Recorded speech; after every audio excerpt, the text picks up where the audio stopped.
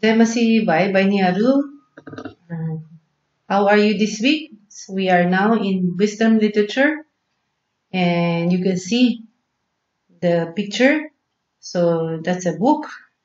So what do you think is the meaning of this picture?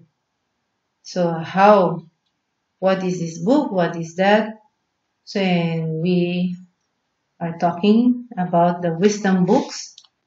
The three wisdom books are Proverbs, Ecclesiastes, and Job.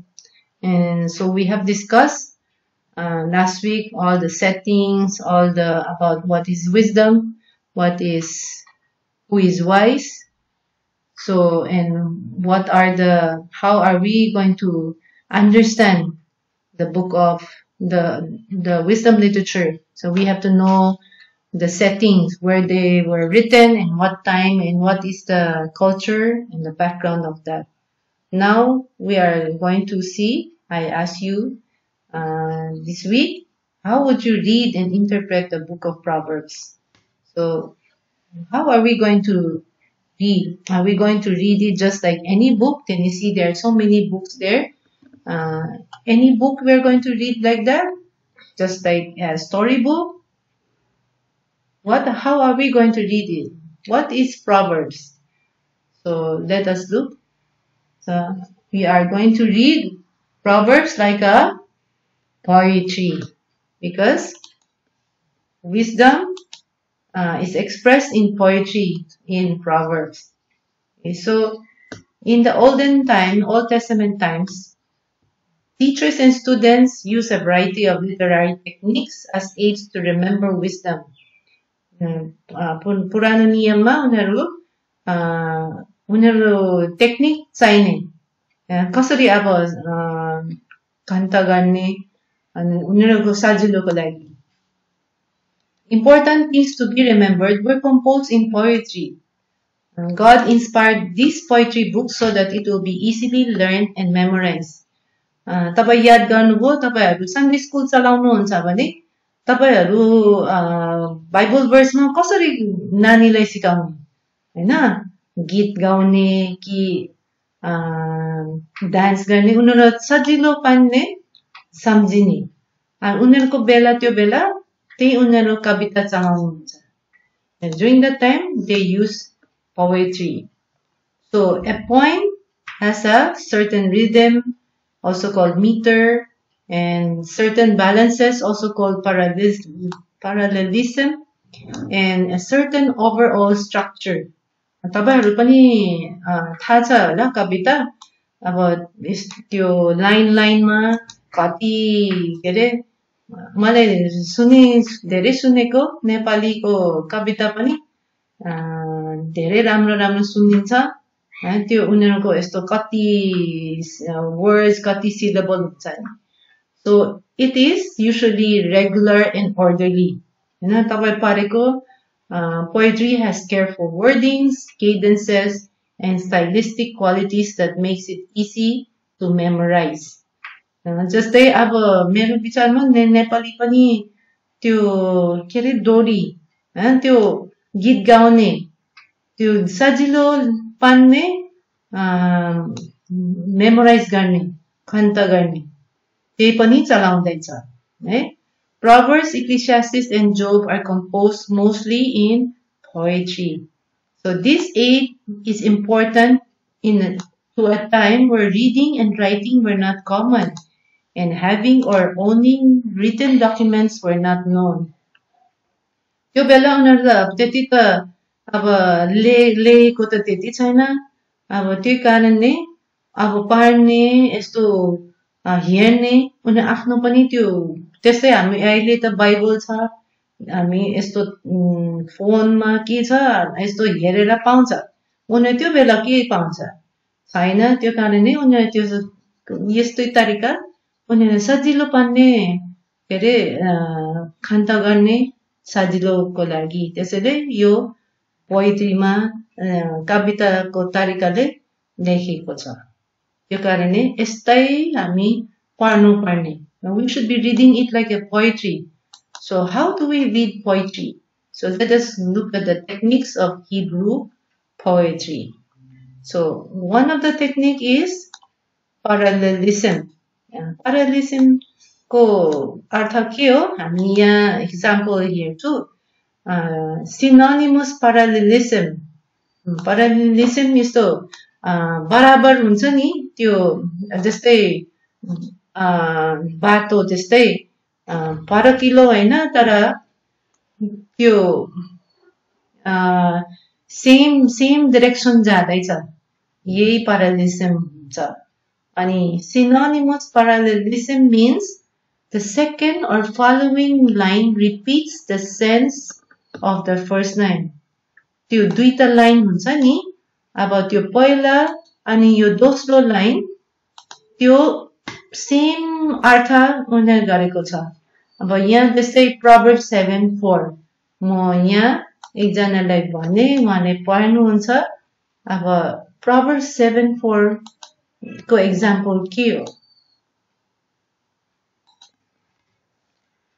बुद्धिलाई भन तिमी मेरी बहिनी हौ र समझ शक्तिलाई चाहिँ आफ्नो परम मित्र बन Your second line is saying the same thing about the first line. दुईटा same को कुरा छ. That is called synonymous parallelism. अनि दोस्रो हामी यहाँ हेर्छौं antithetical parallelism. यसको मतलब के हो? The second or following line contrasts the thought of the first. Contrast मतलब उल्टा ठीक उल्टा भनेको अलिकति उल्टा भनेको छ अनि हाम्रो यहाँ एक्जाम्पल इज Proverbs 10:1 एकजनाले पनि म नेपालीलाई पढ्नुस् बुद्धिमान छोरोले आफ्ना बाबुलाई खुसी तुल्याउँछ तर मूर्ख छोरोले आफ्नी आमालाई पिरोल्छ के भनेछ यो ठ्याक्कै ठीक उल्टा तारा तपाईहरुले सुन्नुभयो त्यो तारा भनेको means but there is a saying but okay there is a opposite thought in it. Then next one is synthetic parallelism. What is the meaning of synthetic parallelism? So the second or following line adds to the first line in any manner that gives further information.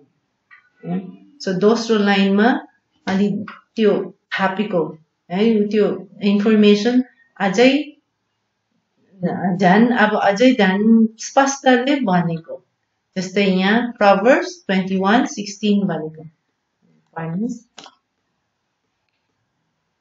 समझदारीको मार्गबाट तर्किने मानिस मृतहरूको संगतमा लेट्न पुग्छ है सो दोस्रो लाइनमा अझै ध्यान स्पष्ट भने त्यो फर्स्ट लाइनको बारेमा so then we go to this another technique.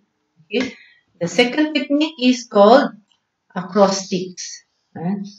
Acrostics ko matlab hai alphabetically certain letters in each line form a word or words, like in Proverbs 31:10-31. Acrostics means sometimes in alphabet, so it's the first letter of the line of the poetry is alphabetically arranged. कहीँ जस्तै अब you can say wise, so we can say the first line will be starting with W, what is wisdom, and then I, what is the next one? It is about getting new things, so I, and then next one is S, so what can we say? So it is about learning new things, so letter S, it starts with letter S, and the next letter is letter E, so it E, what will start with E? Ends with doing what you want, what you think is right to do. So just an example. So acrostic means the first letter of the line will be will form meaning, or it could be alphabetical. So like I was using wise, W-I-S-E. So usually what happens when if it is done alphabetically in Hebrew, sometimes when you translate it to a different language, you won't notice that there is a acrostics. So that is when it is translated, usually you can see. But they use this technique, acrostics. Why is it used? Because it helps us to remember easily. Okay, because you remember that, oh, okay, first line is letter A. Like now, if for Nepali, you will say kakagana. So first line could be ka, ka, like that. So in English, you will say A, B, C, D. So first line is starts with letter A. Second line will start with letter B. Third line will start with letter C. So it just helps to remember. So you can remember the lines easily. So third thing is alliteration. So what is alliteration? Alliteration means repetition of sounds, usually initial consonant sounds in two or more neighboring words or syllables. So repetition of sounds. For example, you will say everything starts with letter S. We can say Sans sits in the seashore. So something there is a repetition of sounds. Okay, like big ball, broad bear, something like that. So it's the initial consonant that is same. So it helps you remember because it's all same letter sound. Like in Nepali, you can say ka. Everything is in ka. Okay, so I don't know if you have some. Maybe you would have some ukhan that has the same letters in the first letter of each word, so it's easy for you to remember. Okay, so the ones I showed here, Ecclesiastes 3:1-8, they are also not able because when it's in Hebrew and translated, it's not there anymore. Okay, then next will be number 4, numerical sequences. So there will be mention about numbers. Okay, so like there will be numbers written in the scripture, in the passages. So sometimes they said that I think there will be one that says 1 is like this, then 2 it will be like this, 3, 4. So it's according to numbers. So it helps you remember also, isn't it? When you sometimes memorize things, you say 1, this is this, 2, this is the 1, 3, 4, 5. That's how you memorize also. So these are one techniques in poetry. Okay, and next one is similes and metaphors. So another technique is similes and metaphors. It is similarity or comparison. So you like to compare something to like a cloud is like as soft or looks like a cotton. So you compare things. Like the sun is as round as a ball, or you are describing things. Maybe we can try Job 32:19. Let's see. Let's have someone read it. मध्यले जस्तै मेरो पेट फुटेको छ, दाखरसको नयाँ थैली झै पुरा फुलेको छ. Justay. So you can see there is a comparison there. Okay, and you can notice this one also has cultural setting meaning. Now we are not using this kind of skin, wine skin. So this you have to understand the settings. You have to know what is behind this scripture, this passage, also this poetry. Because if you don't know, then you will be thinking, what is that? So you need to know the background. We need to know why they're using those things. Okay, so next one, another next technique is allegories. What are allegories? Okay, it is a prolonged metaphor or symbolism. So there is a comparison also, but compared to simile and metaphor, this allegory means a longer, अलि लामो उनीहरूको comparison गरेको लामो हुन्छ हामी पढ्न सक्छौं कि त्यो अनि another technique is parables. Technique in poetry, they also use parables. What is parables? A simple story to illustrate a moral or spiritual lesson. त्यो story बनाएर तपाईलाई थाहा छ न्यू टेस्टामेन्ट पनि धेरै चलाउनुहुन्छ तर उनीहरु पोएट्री पनि राख्नुहुन्छ हामी पढ्नुस् Ecclesiastes 9:13 to 15. Let's see what you can read from there. मैले सूर्यमुनि बुद्धिको पनि एउटा नमुना देखे जसले मलाई साह्रै प्रभावित पार्यो। एकपल्ट थोरै बासिन्दा भएको एउटा सानो शहर थियो। त्यसलाई शक्तिशाली राजाले आक्रमण गरे। तिनले त्यसलाई घेरेर त्यसको चारैतिर घेरा मचान बनाए। त्यस शहरमा एउटा गरिब र बुद्धिमान मानिस थियो र त्यसले आफ्नो बुद्धिले त्यो शहर बचायो। तर त्यस गरिब मानिसलाई कसैले सम्झेन। Right, so you can see the example that they use also parables, a simple story in giving a lesson. Next one, another technique is riddles. So I was telling you to put riddles. It is riddles. It's a statement or question or phrase having a double or deeper meaning given as a puzzle to be solved. That's why I was also asking each of you to pose a riddle to everyone to guess. Okay, so riddles are statements or questions, okay, for you to guess. Okay, so next one will be कष्ट कसलाई हुन्छ सो कसलाई हुन्छ कहल कसलाई हुन्छ गुनासो कसलाई हुन्छ कसैलाई अनावश्यक चोटपटक लाग्छ जसका आँखाहरू रगत जस्ता राता हुन्छन्।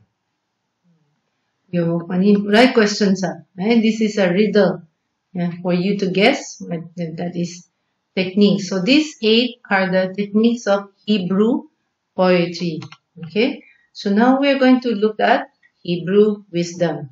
So what is Hebrew wisdom? So last time we have mentioned that wisdom is, they have a very different wisdom from the surrounding nations. So now we are going to talk about what is Hebrew wisdom. Okay, so Hebrew wisdom tendency is a type of literature that most modern believers are not familiar with, especially Israel's culture during those times. So that's why you have to know, last week I told you, talked to you about settings. You have to know what was during that time, what were they doing, what are their daily life, for you to understand, because these are sayings on how to live life.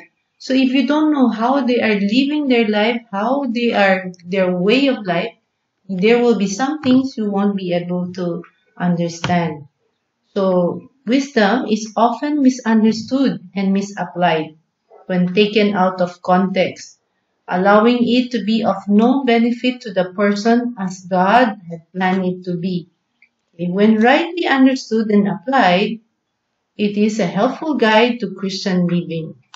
So, as a while ago, we read something about the wineskin and this. If you don't understand, so what is the Bible trying to say? Oh, you have to drink wine or what? It can be taken out of context. Okay, so when misused, it can lead to selfish, materialistic, short-sighted behavior, just opposite of what God planned it to be. Remember when we say, oh, okay, we want to live life well, is it for yourself or for what? So tendency, if you look at the Proverbs, you may also misuse it to just say, yeah, this is all blessing for me and this is what I want, just only for yourself. So these are I want to show you what are the misuse of wisdom literature. Okay, most often, Old Testament wisdom material is misunderstood and misapplied. And here are some of its misuse. Number one, we will be talking about wisdom is taken out of context. What does it mean, taken out of context? People often read these books only in bits and pieces and fail to see the overall message of the book. So when sayings are taken out of the context of the whole message of the book, they are not applied correctly. So sometimes we like to take and quote just a certain part of a wisdom literature, and sometimes it is taken out of context. Let us see the example down here. It's written Ecclesiastes 3:2a. जन्मने एउटा समय छ र मर्ने एउटा समय छ। Here we can see that it's written in Ecclesiastes 3:2a, a time to be born and a time to die. So it's a part of lyrical poem set in the context of the temporary nature of human life. What is trying to mean that it's like life is very temporary. So the coming and going of the human life are set by God and cannot be controlled by man. That is what he's trying to say. It doesn't mean that these verses, or you have an exact timeline of when you will be born and when you will die. Okay, that यो मतलब यस्तो हैन, यो तपाईले कहिले जन्मिने अनि कहिले मर्ने को time एकदम तोका गरेको हैन. It just trying to say that it is life, यो जीवनमा एकदम के भन्छ टेम्पोररी, त्यो अनन्त हैन, एकछिनको लागि मात्रै है. अनि हामी एकछिनको लागि हामी पनि कन्ट्रोल सक्दैन आफूलाई. अब कसरी कहिले मर्ने कहिले जन्मिने त हामी त कन्ट्रोल सक्दैन. त्यस्तै मतलब यसको अर्थ यही मात्रै हो.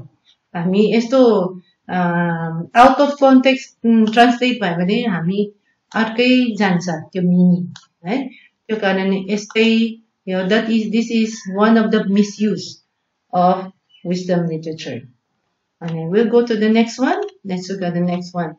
What are the next misuse is wisdom terms and categories, wisdom styles and literary method misunderstood.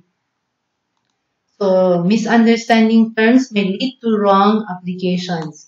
हामी यो धेरै जसो त्यो टर्म्सहरु अब त्यो बेला कहिले पहिला उहिलेको जमाना र अहिलेको जमाना हुन सक्छ, फरक हुन्छ. Understanding the words differently. Okay, let us look at the example of Proverbs 14:7. So it says here, go from the presence of a foolish man. तर मूर्खहरूको मूर्खता चाहिँ धोका हो. अनि त्यही मूर्ख भनेको हैन, यहाँ पनि English it says foolish man. What does foolish man mean? Foolish man doesn't mean those who have mental disability or are uneducated or mentally ill. Foolish man means one who lives a selfish life without acknowledging a higher authority. कहिलेकाहीँ हामी यस्तो मूर्ख मान्छे हामी त्यसै अब अनपढ लेखा अनि के यस्तो पागल हुनु भन्नु सक्छ, तर हामी त्यहाँ यसको कन्टेक्स्ट अनुसार मतलब जो यस्तो कसैले सुन्दैन कुरा यो मूर्खता भन्छ. So sometimes we have to look at the terms that is used during the time. We cannot misunderstand those terms that are used. Okay? That is the second misuse. So next one, we will look at wisdom statements stating the opposite of truth taken as biblical truth. So there are sometimes wisdom statements that is written in the Bible, but it doesn't mean that is true. Like there is one verse that says there is no God. Does it mean there is no God? It's just written there, but you have to look at the whole story. Just like the incorrect statement that so incorrect statements taken out of the context of the whole story. So there are some statements that is not related, or you have to know the whole story before you know what it really means. So let us look at Job 15:20.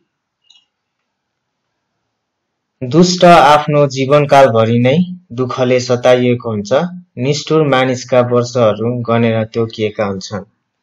So it says, the wicked man reads with pain all his days, and the number of years is hidden from the oppressor. So does that mean the wicked man will always have pain in his days? Is that real? Do we see that in real life?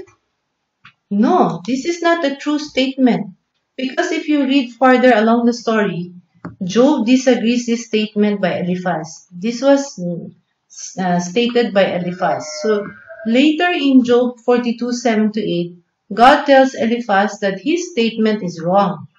So if you don't read until the end of the story, then you will not know that it is an incorrect statement. So if you don't read the whole story and just take one verse, and if that statement was not true, then that will be taken out of context. For example, I will say, okay, the wisdom literature is finished. So will you say that, okay, you have finished your studies, no more? So you have to wait that, no, it is finished for this part of the area that we are studying. It's not finished for the whole subject. So sometimes people can take someone's words and then take it out of context. It's the same thing like this. So if you take one verse that is not true and you say it is the truth, then it becomes a misuse. So we are done with this misuse of wisdom literature. Okay, so now we will now go towards the book of Proverbs. So now we will concentrate on book of Proverbs. Okay, so we have been discussing about wisdom literature, the whole wisdom literature, Ecclesiastes, Job also, and Proverbs. But now we're going to concentrate on the book of Proverbs and concentrate on book of Proverbs for now. Okay, so the content is, we have been constantly repeating. So it is a series of opening poems praising wisdom and warning against folly or foolishness, followed by several collections of proverbs from sages who taught wisdom to Israel, starting with Solomon. So that is the content. Okay, so it's a series of sayings, series of opening points, praising wisdom and warning. And these are warnings against foolishness. Okay, so these are collections. So I'm sure when you read the whole Proverbs last time, you saw that these are all collection of Proverbs and all short statements. It's a collection. Okay, so what is the author? Okay, so authors it's a collection of proverbs originating with Solomon, various wise men, Agur, and Lemuel's mother, gathered and arranged for later generations by someone otherwise unknown. So these are a collection, not only one author. These are compiled. Okay, I'll show you one chart. So here we can see the chart, the collection of proverbs. Who are the ones? So you can see from 1 to 9 to 18. So that is preface and praise of wisdom. So we don't know who is the one, is the author. And then the next one, from 10 to 22, you can see that is attributed to Solomon, that Solomon wrote that one. And then you have the next one, Sayings of the Wise, from chapter 22 to 24. Again, we're not sure who the author is. And then next one is chapter 25 to 29. Again, this is attributed to Solomon, the King Solomon who wrote this one. Okay, again, we go to Proverbs 30 to 30 verses 1 to 33. These are words of Agur. So we are sure that it is Agur who wrote it or compiled it. Then we have words of King Lemuel from 31 to chapter 31 verse 1 to verse 9 is the Lemuel, King Lemuel who wrote this. And again, we have the last one, an excellent wife, 31 chapter 31 to verses 10 to 31. Again, we don't have the author, so we don't know who are the author or the compiler of this one. So we have some blanks there, so people still don't know who they are. So now we can see what is the focus. Okay, the focus of, we were saying last time, I asked you, what is the relationship of these verses to the whole book of Proverbs? So this is called an introduction, a preamble, or a prologue, meaning these are in preparation for you to read the whole Proverbs, the rest of the book. So these are a summary. We can say it's sort of a summary introduction for the whole book of Proverbs. And so we can see that it's written about 700 to 400 BC. That is dates compiled.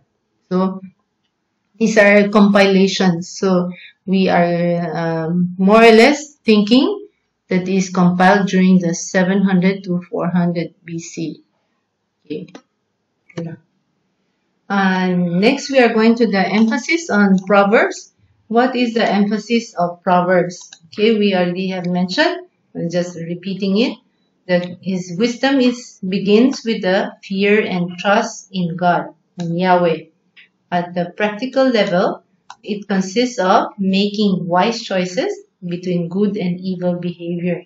Such wisdom is to be desired above all else in order to live a full and godly life. यो विस्डमको बारेमा हामी अस्ति नै पढेको, परमेश्वरसँग डर हुनुपर्ने अनि भरोसा हुनुपर्ने. अनि wisdom promotes a life of virtue and fear of the Lord so that you can truly experience a good life. Okay, so we will study more on this, on what this emphasis is. Okay, the next one is genre. What is genre? Genre means how are you going to read this one? Like I asked you, how are you going to read Proverbs? Okay, their form is poetry, so kavita. But the poetry is Hebrew poetry, which means when it is translated to a different language, some things are lost. Another language might not be able to capture like the rhythmic patterns and sound-alike words. Okay, Hebrew words are paiti. Typically only 3 or 4 Hebrew words to a line. So very short only. So, but you can see from in our Bible, whether it's in Nepali or in English, it's a little bit longer. But actually it's just very short. And they are full of alliterations, catchwords, poetic meter, allusions, and metaphors that belong to their cultural settings, not all of which are easily captured in English or other languages. So I will give an example of Nepali proverbs or sayings and try to translate it and see if I translate it right and does it say the meaning of the Nepali proverbs or ukhan. Okay, we will give examples here. पढायो पढायो पाठ 16 दुना 8. Teaching lesson, 2 8s are 16. So is there any meaning to that? I don't think the rhyme, all the thing is not there. And what else? Another one. Let's see another one. खाने मुखलाई जुङ्गाले छेक्छ. Eating mouth. Can it stop? Can the mustache stop? So you see that is there meaning to that translation? So let's go to another one. Let's see again. नाच्न जान्दैन आँगन Don't know how to dance? The balcony is crooked. So do you think it was rightly translated? Okay, we have one last more. नमचिने पिङको सय झड्का Not swinging ping. There's 100 jolt of force.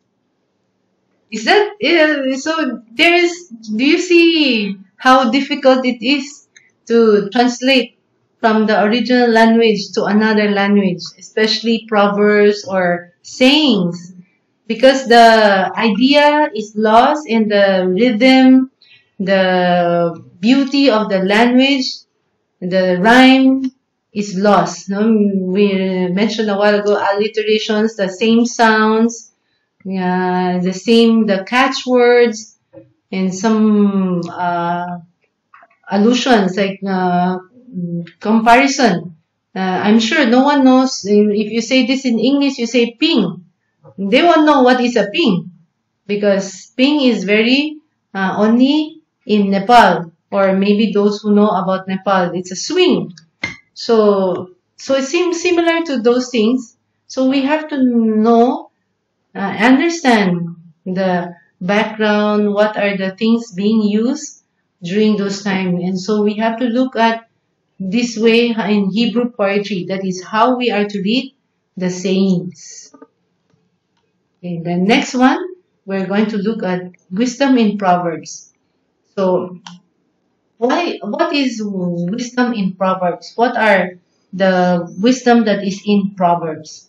Okay, so the book of Proverbs are memorable aphorisms. Aphorisms or maxims means sayings. Okay, people can use to guide them to make responsible choices.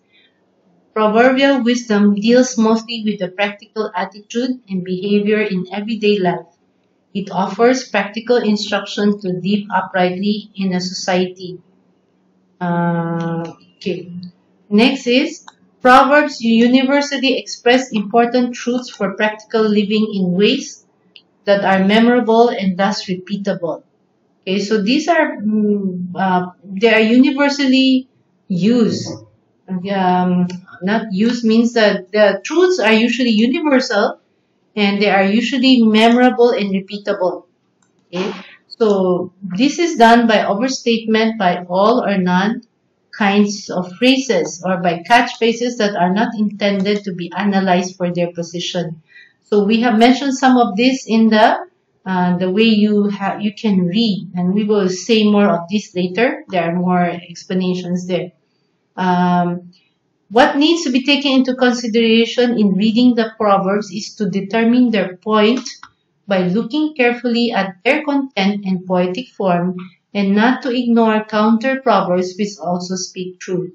For example, we were talking about the Nepali ukhan a while ago. So you can say like the balcony is crooked, or do you think that was a good way of translating it? So sometimes it is lost in translating. So, and then you cannot say you will say, how to say, they are not analyzed for their position. That they are not really saying that person is dancing and there is really a balcony. So you are not saying it really literally at all, the things that are written there. So you are just going to get the thought or the lesson behind the sayings. Okay, so that now we are going to look at the types of proverbs. So there are different kinds of types of proverbs. So we will see one is identity or equivalence. So we will see what is identity or equivalence means. We will go through first and we will read the verse and you will see what it means. Hitopadesha 29 को 5 आफ्नो छिमेकीलाई फुर्काउनेले त्यसका खुट्टा फस्ने जाल फिजाएको हुन्छ। It's equivalent to the man who flatters his neighbor.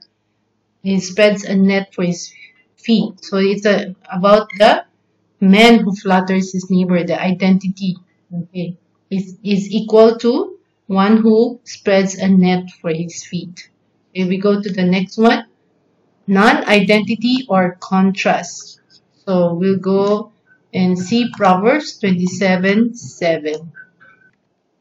Hitopadesha 27 को 7 टन्न अगाएको व्यक्तिलाई मह अगम हुन्छ तर भोकाएकालाई तितो समेत मिठो लाग्छ। And so you can see a satisfied soul loathes the honeycomb, but to a hungry soul every bitter thing is sweet. So there is a contrast here. We can see there is a opposite in this one. So we go to the third one. Similarity or resemblance. You can see in Proverbs 25:25. Hitopadesha 25 को 25 थकित प्राणको लागि चिसो पानी झै टाढा ठाउँबाट आएको शुभ समाचार हो। So here is a comparison. What does it say? As cold water to a weary soul, so is good news from a far country. So it's comparing cold water to a weary soul. It's like the good news that coming from far country is like a cold water to a weary soul. You are feeling so wow, refreshed because it's cold water. Okay, so they're making a comparison. Okay, and number 4, we're talking about contrariness to proper order or indicative of absurdity. Absurdity means anauto, something that is not normal. Okay, so we look at Proverbs 17:16. Hitopadesha 17 को 16 मूर्खको हातमा पैसा के कामको होला र किनकि बुद्धि प्राप्त गर्ने त्यसमा इच्छा नै हुँदैन। Okay, we can see in 17:16 it says, why is there in the hand of a fool the purchase price of wisdom, since he has no heart for it? So it's like he's questioning, like, really? Why is it? How is it possible? It's not the proper way of things, proper order. So he's asking, why is there a hand of a fool who has a purchase price? How come he got the purchasing price of the wisdom, wherein he is not even looking for it or appreciating it? Okay, so we go to the next type of proverb. It's called classifications of persons, actions, and situations. Proverbs 14:15. Hitopadesha 14 को 15 बेवकुफ मानिसले जुनसुकै कुरा पत्याउँछ तर समझदार मानिसले आफ्ना पाइलाहरू सतर्क साथ चाल्छ। So here it says, the simple believes every word, but the prudent considers well his steps. So it's classifying the simple. What is the simple doing? Okay, what is his action? Okay. Next one, we're going to number 6 is valuation, or the priority of one thing relative to another. You are making more priority of that one thing compared to the another. So we will look at Proverbs 22:1. Hitopadesha 22 को 1 धेरै धन सम्पत्ति भन्दा असल नाउँ रोज्नु वास्ती छियन हुन्छ सम्मानित हुनु चाँदी र सुन भन्दा उत्तम हो।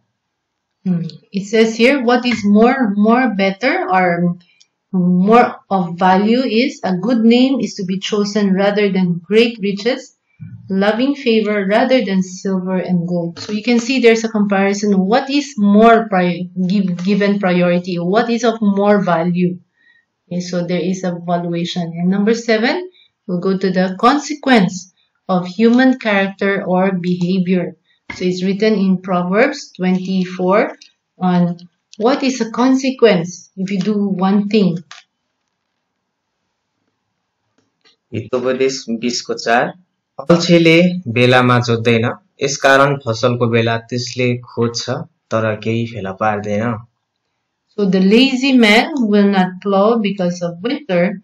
he will beg during harvest and have nothing. So that is a consequence of him not doing his work. So that is written na his consequence, the parinam. Okay, let us look at some more examples. So here we can see Proverbs 17:11. So a rebellious man seeks only evil, so a cruel messenger will be sent against him. So what do you think this is? Identity, non-identity, similarity, contrariness, classification, valuation, or consequence? So let's go to the next and we'll see what this is. This is about consequence. Because what is a consequence here? It is a consequence of if a rebellious man will seek evil, what will happen to him? A cruel messenger will be sent against him. Next one. How about Proverbs 10:4? It says, "Poor is he who works with a negligent hand, but the hand of the diligent makes rich." So before you go to if you're listening, you can pause and you can try to see if you can guess what this is. So before you go to the next slide, so you will know if you are getting it. Okay, so you can pause this and try to guess first before you go to the answer. So what do you think this is? So this is about non-identity or contrast, because poor is he who works with the negligent hand, but the hand of the diligent makes rich. The contrast is the poor who is working with a negligent hand, means he doesn't work wanting to work, but the hand of the diligent. So the contrast is the negligent and the diligent and the poor and the rich. So you got the one again. Another one. Hopefully you're getting it right. So the next one is Proverbs 10:30. The righteous will never be shaken, but the wicked will not dwell in the land. So what do you think this is? You can pause and then try to guess, and again we'll see what's the next one. So we can see this is a classification because it is classifying what it is. The righteous will never be shaken, but the wicked will not dwell in the land. This is a classification of person, action, or situation. So this is a classification of persons. What kind of persons? So these are the righteous person and the wicked person. Okay, let's go to the next one. Proverbs 18:9. He also who is slack in his work is brother to him who destroys.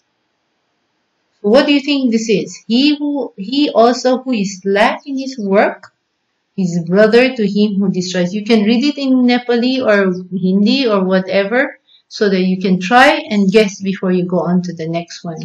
So what is the next one? Proverbs 18:9 is about identity. So you are identifying, it's an identity of he who is a person who is slack in his work. He is not doing his work. Will become a brother to one who destroys. Okay, how about the next one? Let's go to the next one again. Proverbs 8:11a is written there. For wisdom is better than jewels. So what do you think this is? For wisdom is better than jewels. Let's go to the next. This is about valuation, priority, because you saw there's the word better. So when you are better means you are comparing, one is better, one is of more value. The wisdom is better than jewels. So there is a comparison, means comparison in meaning that this is one is of more value. Okay, let's go to the next one. Proverbs 5:20. What does it say? For why should you, my son, be exhilarated with an adulteress and embrace the bosom of a foreigner? So what do you think it is in these 7 types of proverbs? What type of proverb will this be? Let's go to the next one. This is the contrariness or absurdity. It's it is absurd. Means like, why would it say that? Okay, for why should my son, be exhilarated with an adulteress and embrace the bosom of a foreigner? Meaning that this is something like not normal. No one would be doing. So it's absurd. Yeah, anauto. So this is part of contrariness. Okay. Let's go and see the next one. Proverbs 19:12. What does it say?